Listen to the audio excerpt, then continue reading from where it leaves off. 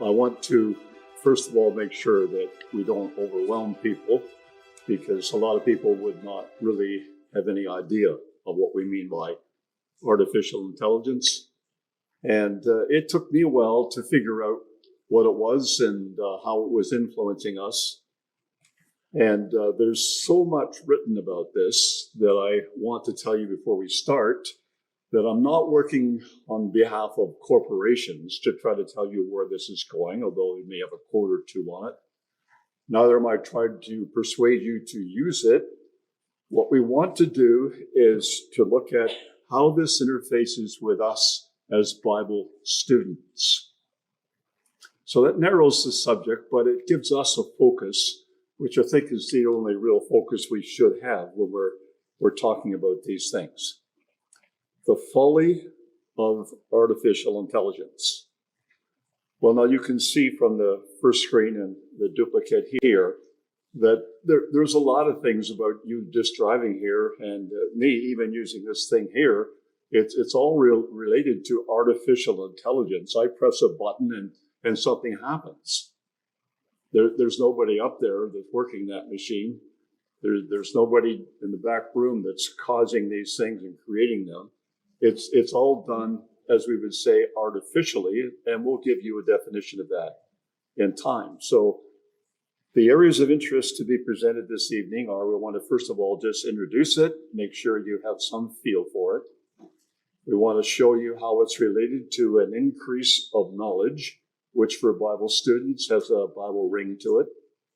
We want to look at the driving forces behind AI, because that really helps you when you see where it's getting its push from or its pull from. We certainly want to identify the conflict that it will have for us. We want to introduce you to Anthony. We want to show you some red lines about this subject, which I think are really quite necessary for us. And then I want to get back to how this relates to the parable of the 10 virgins, but we will not be able to do that completely because of just the time limitations of this. So I'm promising myself that I would not speak too long on any one of these slides so we can get through this in a reasonable time. So as an introduction, you probably have seen many graphs like this and thought, well, that's just a graphic artist at work, just drawing things for us to look at. But no, it's got a message. And if you look at the face is really not human. It looks like human. But that's artificial intelligence. It's not real, it's artificial. So let's look at our definitions to make sure that we get this right from the start. So where would you look for a definition of artificial intelligence? But look for someone or some corporation that's using it. And I thought IBM had pretty well the best quote. It's artificial intelligence, or AI. Now, we'll be using that abbreviation quite a bit tonight, so try to remember that's what I mean. Artificial intelligence is technology that enables computers and machines to simulate human intelligence and problem-solving capabilities. So when you looked at your car, or you think of your car dashboard, and you think that the car's telling you what the temperature is outside, well, that's because there's a little machine, a little sensor that's measuring what the temperature is and then relating it to you so you can keep track of it. But if you just thought for a moment, how many other things on your car dashboard are telling you how the car's doing and how your trip's going? All artificial intelligence. As they rightly say, it's a technology that enables computers and machines to simulate human intelligence. I remember as a very much younger person, back when my dad brought the first television into our home when I was a child. And I could not figure out how there was a face on the front of this box. And I really wanted to have a little sneak inside and see if there really was a head in there, some way to account for this, because there was no background, there was no technology that was explained to us. And I don't want that to be the way you see this subject tonight. So you've got to remember, it's technology that enables computers or machines to simulate human intelligence. But Bible students need to know that real intelligence was created by Yahweh, the God of the Bible, and for his glory. That's what Bible students would do. You always compare it with what our God's standard is. But artificial intelligence was created by people for their glory. Now, you really want to remember that. We live in a world where the things that have been created were for our God's glory. This is created for man, for his glory, and that's what they speak about it. Many times it's what they're doing, how wonderful it is, and how in time it will surpass human intelligence. At least that's what they think will happen. Now, why do we call it folly? And I want to clarify that right up front. The folly of artificial intelligence. Because for Bible students, it's obvious when you compare it to the intelligence of God. Like, why would they even choose that term, artificial intelligence? When you read 1 Corinthians chapter 3, verse 18 and 19-20, it says, "Let no man deceive himself. If any man among you seem to be wise in this world, let him become a fool, that he may be wise.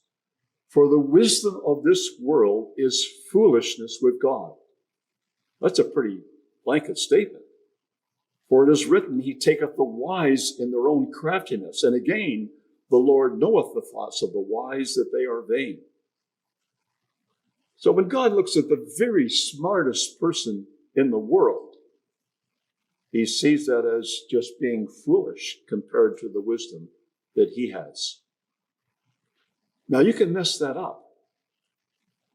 If you look long enough at human attempts to develop artificial intelligence, you might be so wowed by it that you forget that comparison.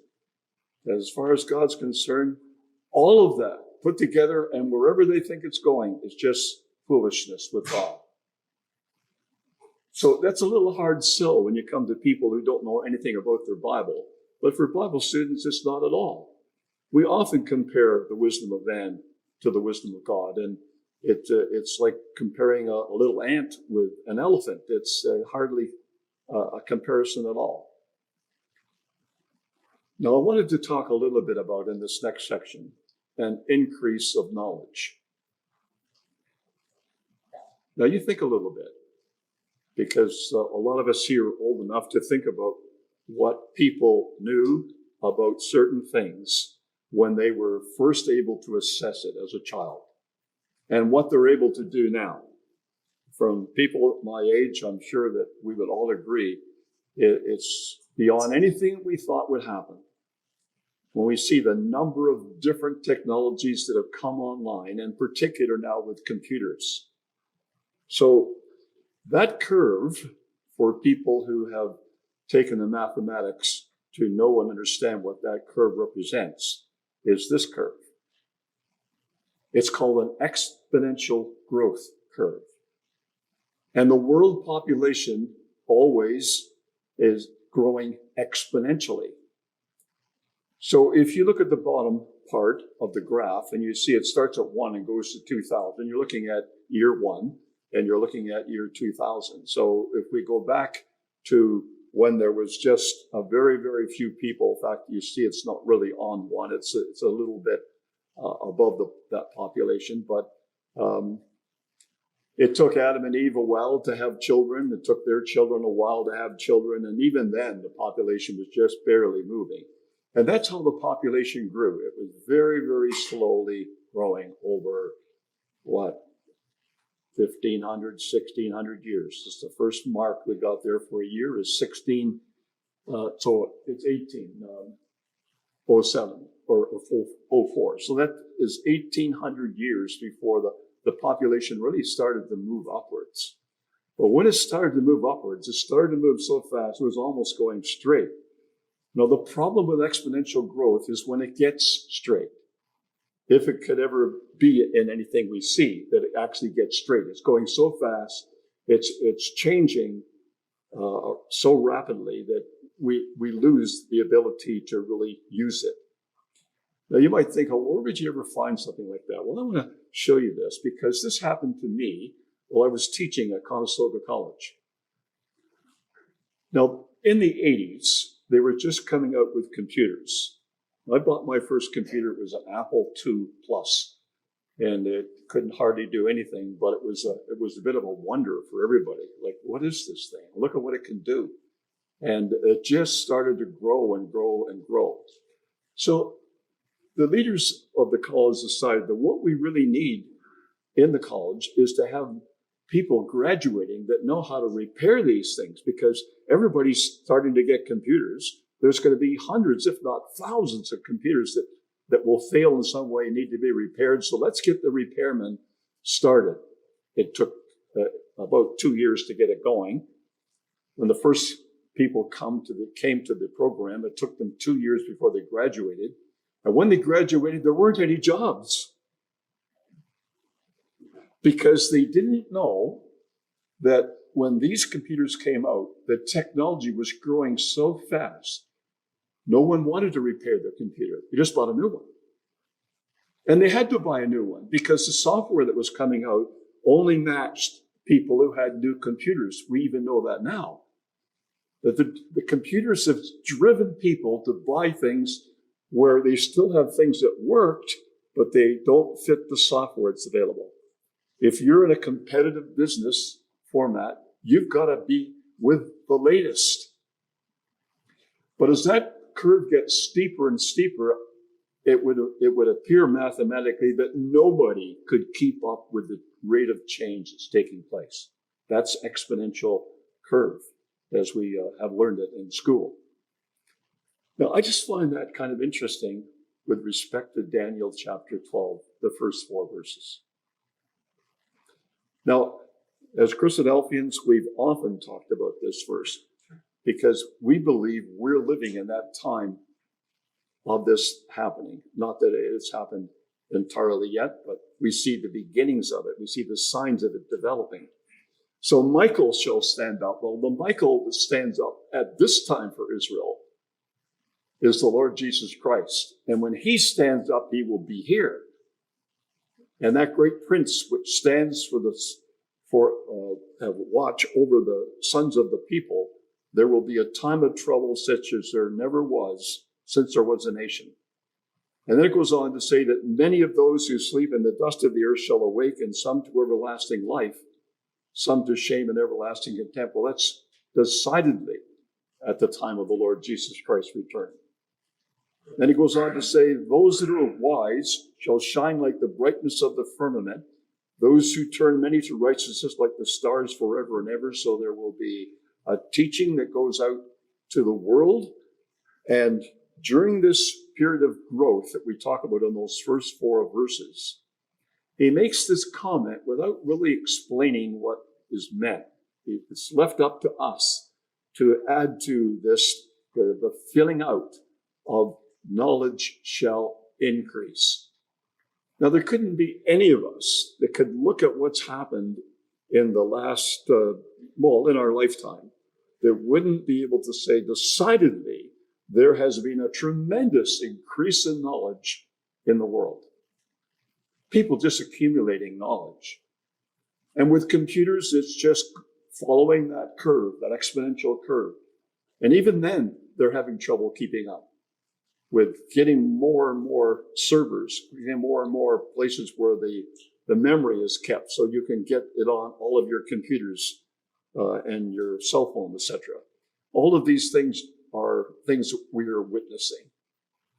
So this idea of knowledge increasing, I think we can certainly see that it's involved in this study of AI, because artificial intelligence, machines working with people, has been one of the biggest factors relating to that increase in knowledge. So I'd like to look a little at the driving forces behind AI, although with a train, it doesn't always have the train behind the engine. The train can be in front of the engine. It can pull or push. And sometimes we have to decide if it's significant, which way it is. Well, look at these quotes as they start to shape our ideas from the world about AI. So this is just one of many quotes that we can find out there, and I do acknowledge that some of them have it a little differently than this particular one. Can perform an intellectual task that a human can, possessing the ability to understand, learn, and apply knowledge across various domains, e.g., writing novels, composing music, solving complex mathematical problems. AGI aims to replicate human intelligence, a goal that has driven researchers since the early days of AI research. Now, AGI is just a more elevated and a broad aim that they have with artificial intelligence. Imagine that as the aim, though. See, that's something that Bible students could be totally unaware of, that where this is going in the eyes of the people who are working every day on it is to replicate human intelligence. And think of what they could do if they did, or what they're doing now because they've got close to that. Going on in that article, it says, the history of artificial intelligence is a story of human ingenuity, perseverance, and the relentless pursuit of knowledge. From the early days of artificial intelligence research to the cutting-edge advancements of today, we've witnessed the birth of a new era, one where machines and humans work side by side to solve the world's greatest challenges. As we look to the future, we can only imagine the incredible possibilities that await us as we continue to push the boundaries of artificial intelligence. Now, maybe in the minds of some of you, just linking that already to the Tower of Babel, because that's so similar to what God saw them doing. They were trying to do something that God said, I don't want you doing that. That's not my purpose with it, or with you. And yet what they're trying to do is develop new possibilities that await people who are working on this system of using machines and people together. But Bible students, don't forget this. A driving force behind many things, hopefully not us, but yes, even us at times, is money. And a driving force behind AI is a love of money, I believe.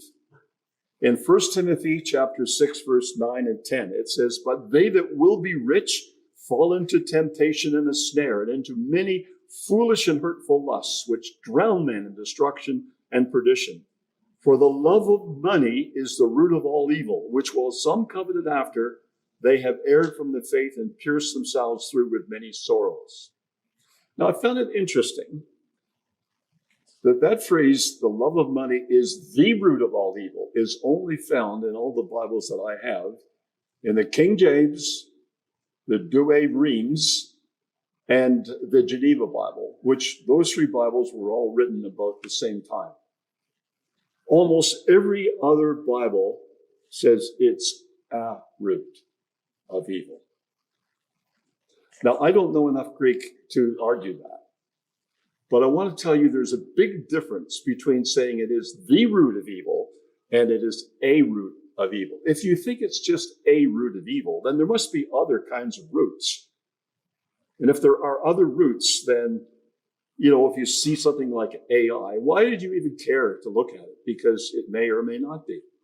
But if you see the Bible telling you that the love of money is the root of all evil, you look for it. Where is money driving or pushing AI? That's the question. People love it. $100 bills, $50 bills, $20 bills. Although in today's world, we see less and less of that, and it's just a card, a plastic card. And we see a bill at the end of the month. But that love of money, if you think about it, is found everywhere. So look at how subtly it's found in this quote. Now I've tried to keep these all very up to date. So this one comes to us from the January this year. And this is, someone at the top of Google saying that there was a code red issued for the company. What could pose a challenge to such a huge tech giant? The answer, artificial intelligence. Specifically, an advanced AI chatbot called ChatGPT, a more advanced version of which is GPT-4. Microsoft has now integrated into Bing and Microsoft Edge.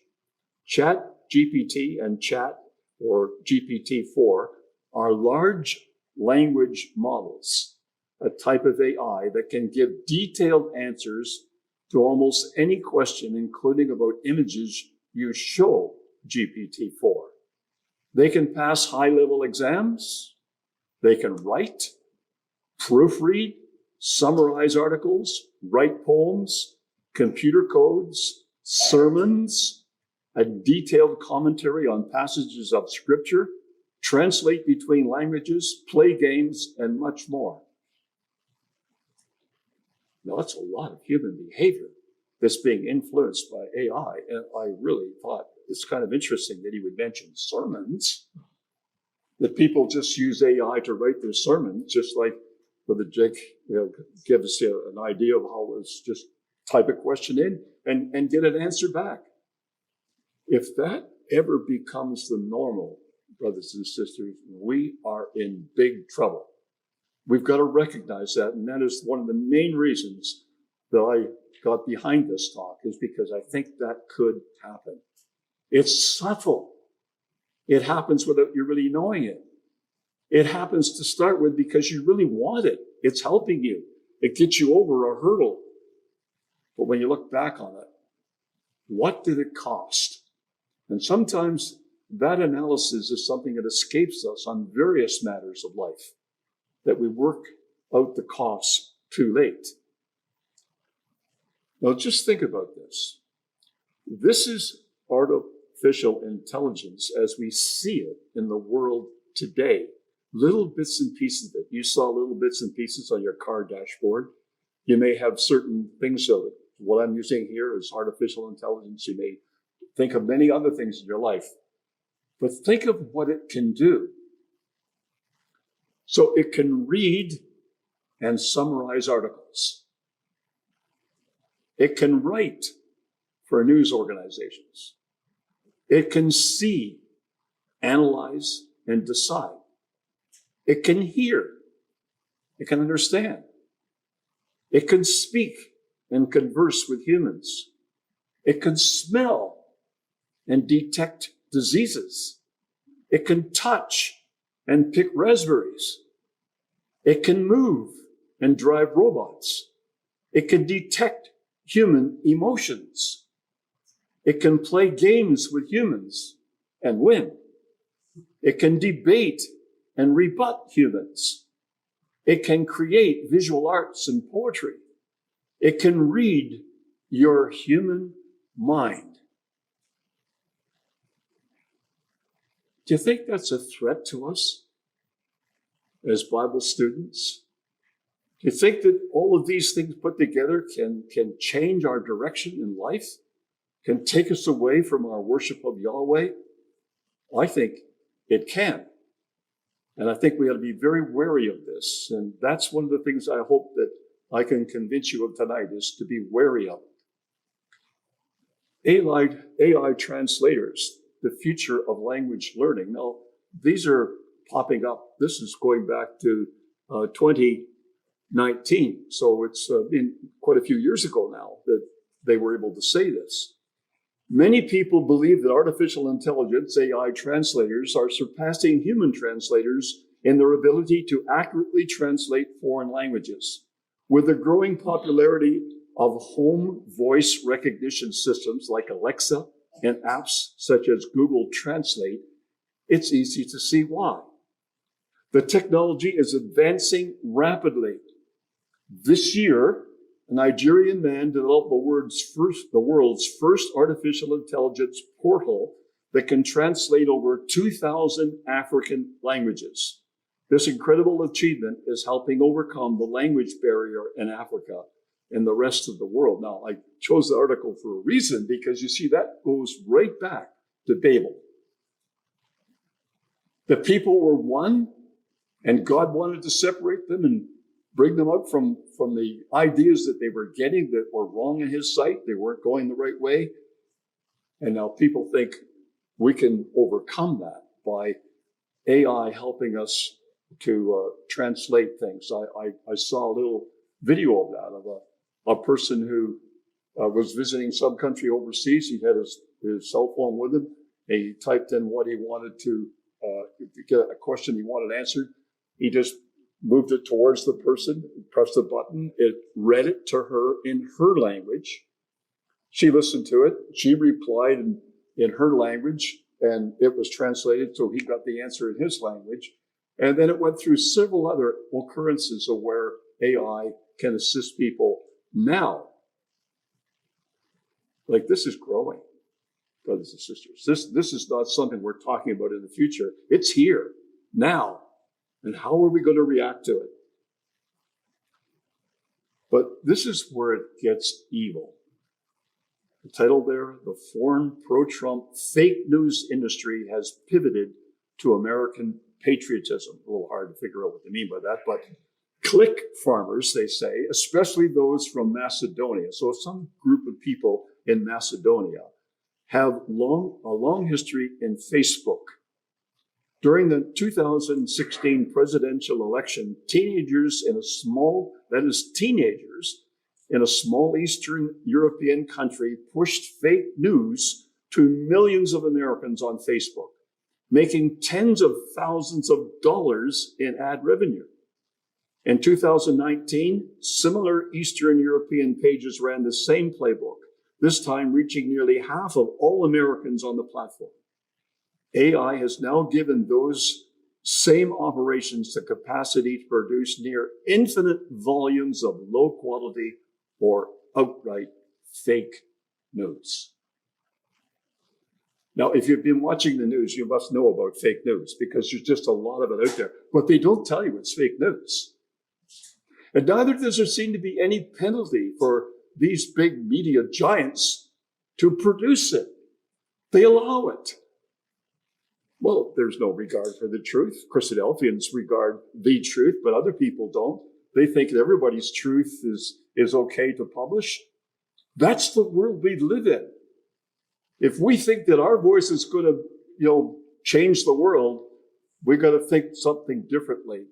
Going this route, we've got to try to see how we can survive this, because that's quite an attack upon us when we don't know what's right or what's wrong, and we're getting volumes of it pushed at us every day. Now I see conflict ahead, and I want to just talk about this for a bit. Mankind's history has been filled with this kind of conflict, and it's linked to foolishness. If any of you, I'm sure Uncle Peter would recognize this. This is a refrigerant called R22. It was a refrigerant that was using chemicals that they didn't think would ever cause a problem, because they were heavy chemicals. And they thought if there was any spills of these chemicals or any loss of them, that the molecule was so big it could never get anywhere in the atmosphere, which they were very wrong about, because these molecules did get to the atmosphere until they got to the ozone layer. And when they got to the ozone layer, they interacted with that ozone layer to dissipate it. And so there were ozone holes. And the ultraviolet radiation coming in from the sun was so strong, people were getting cancer. And then they said, maybe it wasn't such a great idea to have this chemical. And they banned it. It's not that it's totally banned, because systems that we're using are still using it until they're out of service. But it shows society how the wisdom of men, which was seemingly for some real good idea, it was going to illustrate the foolishness of going down that route. People wanted air conditioning, they got it. See, if you look at the open Bible, this is nothing new to you because you're Bible students. But for people that aren't Bible students, they wouldn't know how right God was in saying this. There is a way that seems right to a man, but its end is the way of death. Proverbs 14, verse 12. And again, in Proverbs 12, verse 15, the way of a fool is right in his own eyes, but he who heeds counsel is wise. Want another example? Look closely. What do you notice? That first child is writing with a little tiny hand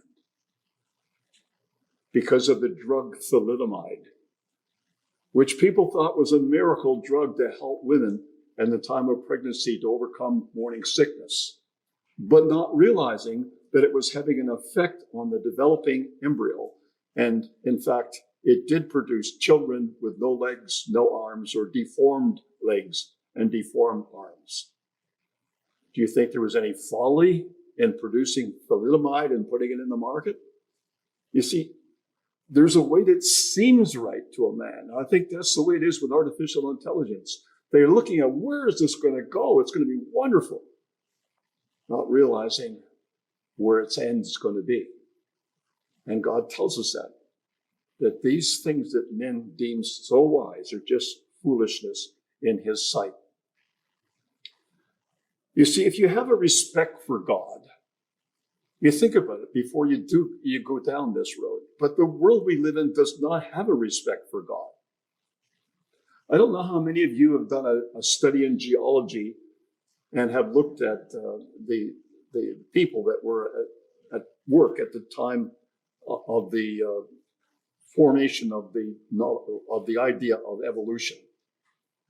And you get into these people who told us that, I remember going down to the museum in Toronto and going through it, and in the geology section, it said, the past is the key to the future. And what they meant is, look at the things that you can see in the earth, and you will see how it will happen in the future. Well, how do we explain that? And yet, these people that came out, along with Darwin, to try to tell us about what happened in the past, thought that was the Colorado River that cut that out. Well, for one river to cut that out, and even with the formations on either side at different levels, it would be nigh impossible for anyone to explain it. But certainly not one little river that's at the bottom now to carve that out. That had to be carved out with a huge flood. For Bible students, it's not hard to figure out when there was a huge flood. As you see in Genesis 6, when Yahweh said, I will destroy man for whom I have created from the face of the earth, both man and beast and the creeping thing and the fowls of the air, for it repenteth me that I have made them. But Noah found grace in the eyes of Yahweh. So if we have respect for God, we think of God and the way he dealt with people when they did something that was wrong in his sight. In fact, where it got so bad, he decided he was going to destroy all life except what was in the ark. And again, this Tower of Babel that we have here, I just think that the mockery of people for God's word is demonstrated so much in the European Parliament building in Brussels, that they built it like the Tower of Babel and unfinished like the Tower of Babel, and then planted the flags of the nations out front to show how they could undo what God did. And people start to show that. It's very much like the sin of Sodom. When it got to the point that they were prepared to parade their pride, which is interesting, isn't it? Because that's just basically what the Bible says. And today we see people parading their pride. God intervened. We're expecting God to intervene. Bible students see these signs and they say, well, we got to take heed to what God's done before. God is the creator of real intelligence.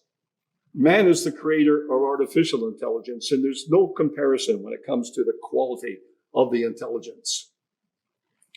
Yahweh's plan for Earth's inhabitants is that there will be a kingdom which will, as you see in Daniel 2, verse 44, it will break in pieces and consume all these kingdoms. And this little picture here of, I think, some artwork that someone did, maybe even in form, with, you can see the 6 lions going up to the throne of Solomon on both sides. And I've often thought, when you think about that, of how that throne demanded that the person walk up, start to think seriously as he approached, if he was ever allowed to get right up to the king. God's going to break in pieces these kingdoms, consume them all. That's what he is telling humanity for us today. Now, I want to talk a little bit about Anthony. And you've got to do some thinking here. It's got to be a requirement of this in the lecture. So here we are in Book Road. We advertise out there on the sign, and we know how that sign attracts people. Well, just imagine if one day Anthony came by. Now, if you look at Anthony, he's got a human face, but he's got a metal body. We might have a hard time imagining how you could have a human face on a metal body, but that's what people are aiming to do. They want robots to look just like people. And I was looking at what robots could do, and they can do just about every gymnastic twist and turn that people can do and land on their feet. Like, it's developing, it's getting to better and better all the time. People are working on face structure, trying to make it so that it feels like a human face, looks like a human face, eyes that move, and body or facial expressions that give you something in flavor of what it's saying. So what if Anthony walked in one day to our public address? He'd come back and sit in the back seat, right back by Brother Vaughn back there. And then he said, because we were having a baptism and we were talking about baptism, he noticed this lecture title out there on why you should be baptized. After hearing it, he listened to it. He wanted to be baptized right away. Now, this might seem like, far out thoughts, but where people are going with this is what they would like to think could happen. He knew all of our beliefs, and he could recall them all perfectly and on demand. He knew all the books of the Bible and could recite every book of the Bible perfectly on demand. He knew all of our Christadelphian works and could cite them and give the author, publisher, and page number perfectly. There was never been anybody else that could pass an exam like this voice could pass it. He knew and stated that he rejected all of the false teachings. He knew all those false teachings. And he knew and could explain the commandments of Christ. What more do we ask? Well, we do ask a witness, like, what is your personal life like? Now, just leaving that aside for a bit, what would we say to him after that illustration from him that he could do all those things? And what you have to remember is, going back to the Old Testament, something that God told Israel at a time of stress like this. God may be testing us because the sign or the wonder comes to pass. If there arises, this is Deuteronomy 13, verses 1 to 4, if there arises among you a prophet or a dreamer of dreams, and he gives you a sign or a wonder, and the sign or the wonder comes to pass, of which he spoke to you, saying, let us go after other gods which you have not known, and let us serve them. And you shall not listen to the words of that prophet or that dreamer of dreams. For Yahweh your God is testing you to know whether you love Yahweh your God with all your heart and with all your soul. You shall walk after Yahweh your God and fear him and keep his commandments and obey his voice. You shall serve him and hold fast to him. But they're subtle. and the way they come. They're not that clear. So we're being amazed. Look at what this, whatever you want to call him, Anthony, can do. He can do a better job of defending the faith than any of us could. But if we kept on asking him, he could defend the Catholic faith in the same way. You see, you have to start thinking about this is a different situation. I just sorted out 4 things that we might want to think about. If we ever had to face a robot like this who came in and requested baptism, we'd have to think, Anthony isn't alive. Even by medical standards, that's not right. Cross it out. Put it there. Has no heartbeat and is not breathing. Medical standpoint, is not alive. Anthony is not a descendant of Adam. Hence, baptism has no relevance to him, or rather to it. Having never lived, Anthony cannot die, and resurrection has no relevance to it either. Yahweh is not its father. Anthony is a robot, not a man. But it might take a while for us to think of those thoughts. And that's how we have to be on guard in this world when we see artificial intelligence doing wondrous things that we can just marvel at what they're being able to do, and they're being able to do new things and more things every day of our life.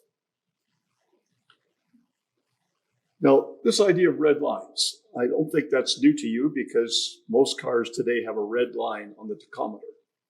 And most people know what a red line on the tachometer means, is don't rev your engine beyond that line.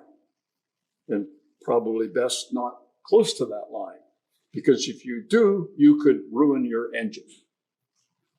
And I just happened to be at a particular intersection once, just probably last year, where there was a man in the car and he was slumped over the steering wheel.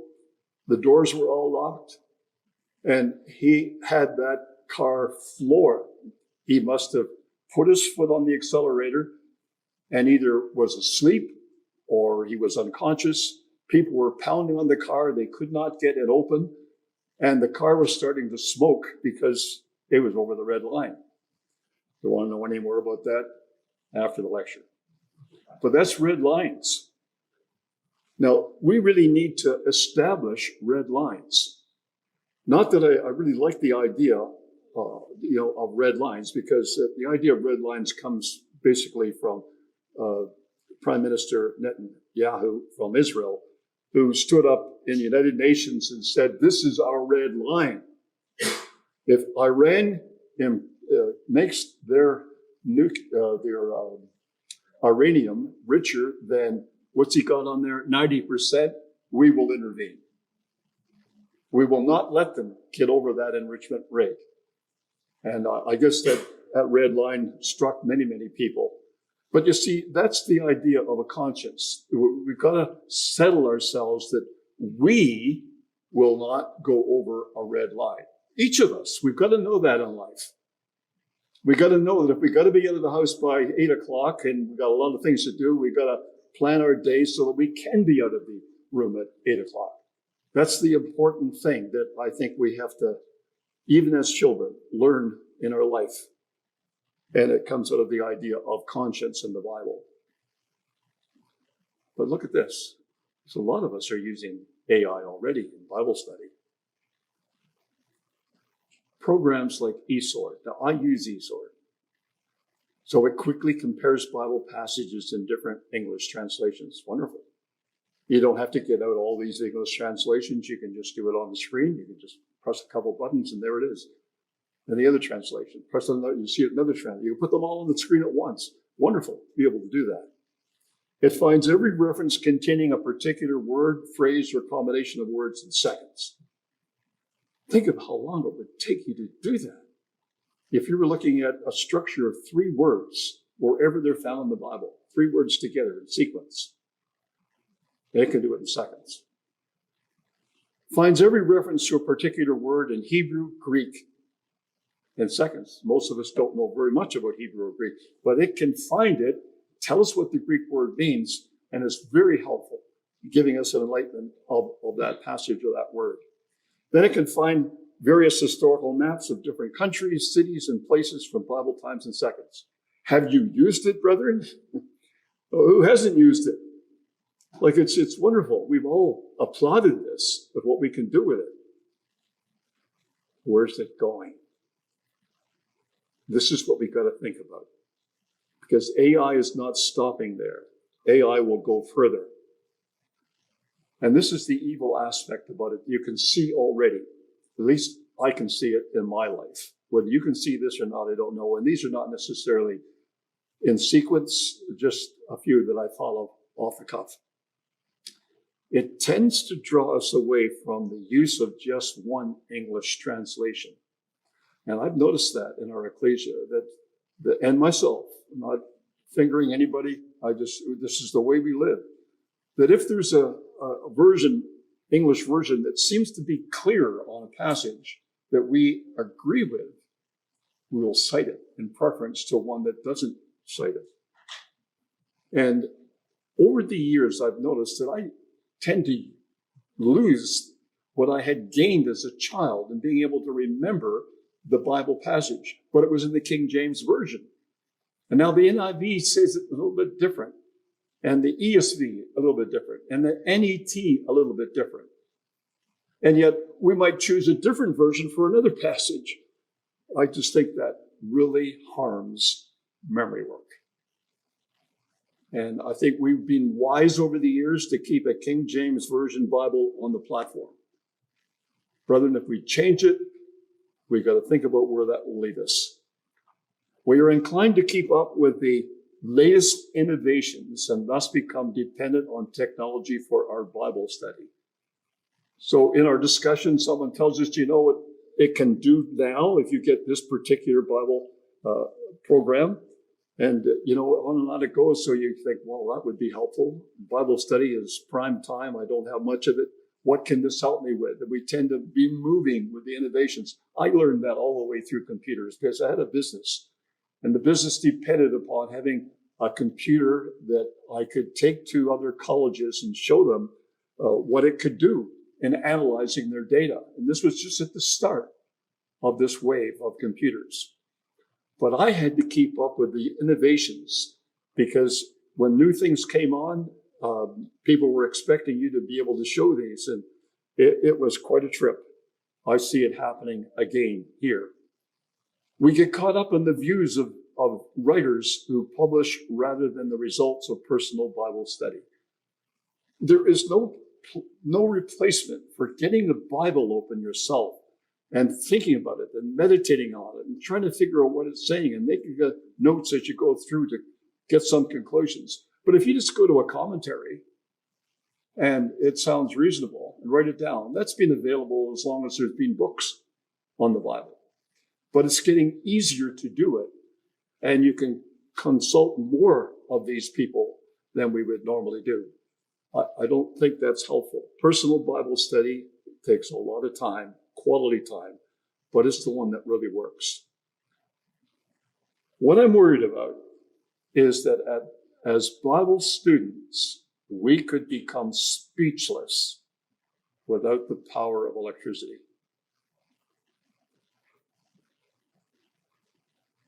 You think of yourself and you have a power outage and you've been doing your Bible study.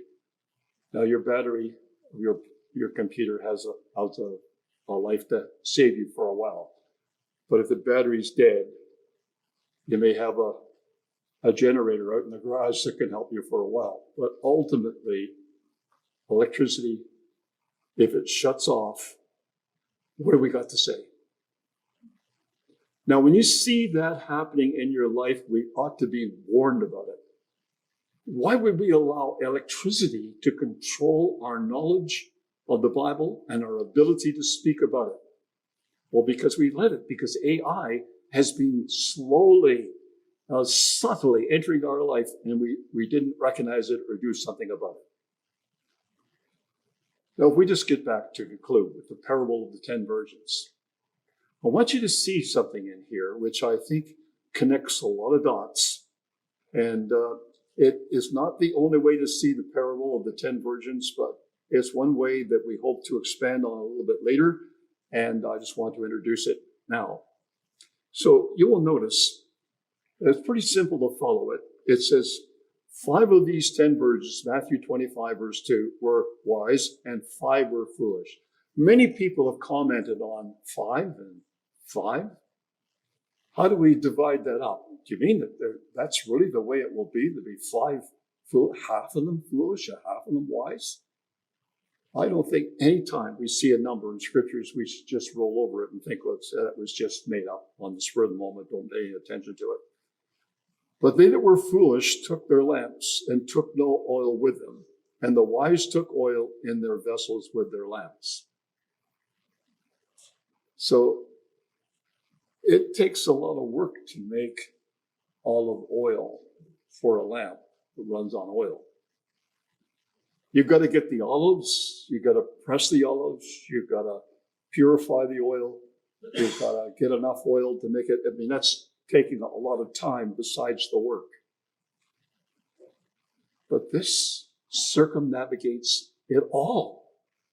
The wise answered, saying, not so, lest there be not enough for us and you, but go rather to them that sell and buy for yourselves.